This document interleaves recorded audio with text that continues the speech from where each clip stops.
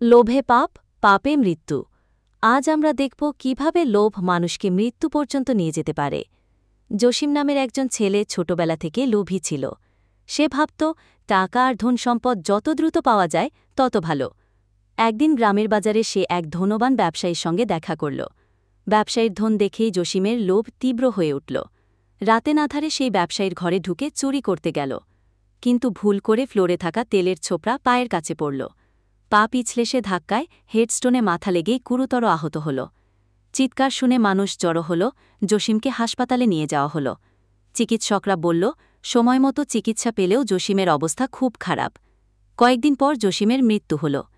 গ্রামের মানুষরা শোকাহত হলেও শিক্ষা পেল অত্যাধিক লোভ কখনোই ভালো ফল দেয় না, বরং বিপদ আর অনিশ্চয়তার দিকে ঠেলে দেয়।